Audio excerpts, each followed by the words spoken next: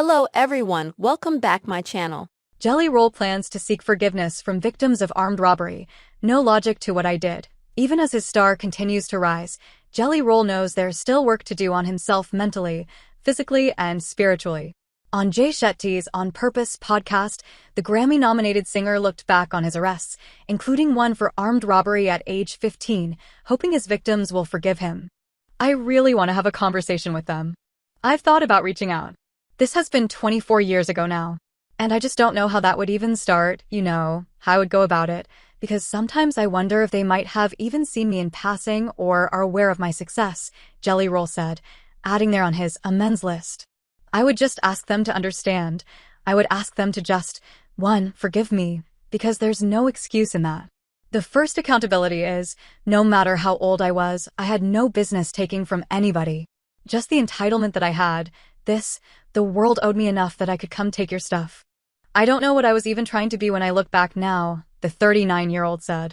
This is how I know I was 15 because the more when I try to make logic of it, I can't. There was no logic to what I did. It made absolutely no sense. And I learned so much from it and the way that I interact with people. Jelly Roll also said he hoped the victims would see how much he's changed and that money doesn't create character, it reveals it. The Save Me singer first went to juvenile detention at age 13 and was in and out of prisons for years. Reflecting on his experiences as a teen behind bars, he said, I missed high school. I missed any kind of normal socializing, any kind of what would be growing up, what would be developing in those areas. And I was developing in a room. And I did a crime that deserved this, by the way, but I was developing in a room with stone white walls, a steel commode, and a steel bunk and a 6x8 cell, 6 foot wide, 8 foot long. By the time I was an adult, I had to sleep with my legs curled. Couldn't stretch all the way out, I'll never forget being 17, realizing I grew enough that I couldn't fit in the bunk no more lengthwise.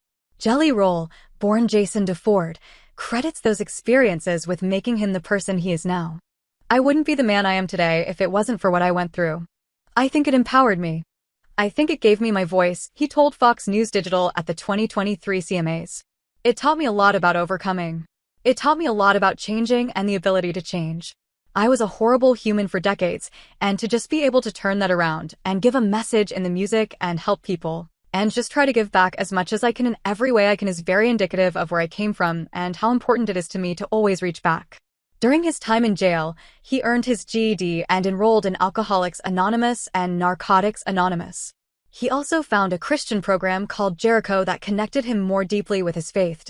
In an interview with Fox News Digital ahead of the 2024 CMT Music Awards, Jelly Roll explained his faith in God has been his driving force. Faith was a lot of me believing it was going to work out for me, he said. Could you imagine being a 37-year-old, unsuccessful musician when you told people that was your job? The Tennessee native rose to prominence in 2021 with his album, Ballad of the Broken, but had been working for years to break through in the music world, first in hip-hop, then country. It wasn't like something I did on the side. It was my job. And I just always had faith that God had a bigger purpose for what I was trying to do, Jelly Roll said. In his acceptance speech at the 2024 iHeartRadio Awards, he spoke about how faith guided his journey. What does it mean when a guy like me gets the opportunity to be the new pop artist of the year at the iHeartRadio Awards? It means that God will always use the least likely messenger with the biggest message every single time, he said. Jelly Roll has been using his status as a public figure to speak out on the issues that have impacted his life. In January, he testified before Congress about the fentanyl crisis, highlighting his past as a drug dealer. I was part of the problem. I am here now standing as a man that wants to be part of the solution, he testified. He explained it is not a victimless crime and that the mother of his 16-year-old daughter is a drug addict. Every day I get to look in the eyes of a victim in my household of the effects of drugs. Every single day. And every single day, I have to wonder, me and my wife, if today will be the day that I have to tell my daughter that her mother became a part of the national statistic. He called on Congress to be proactive and not reactive and pass the Fend Off Fentanyl Act, legislation that targets Chinese chemical suppliers and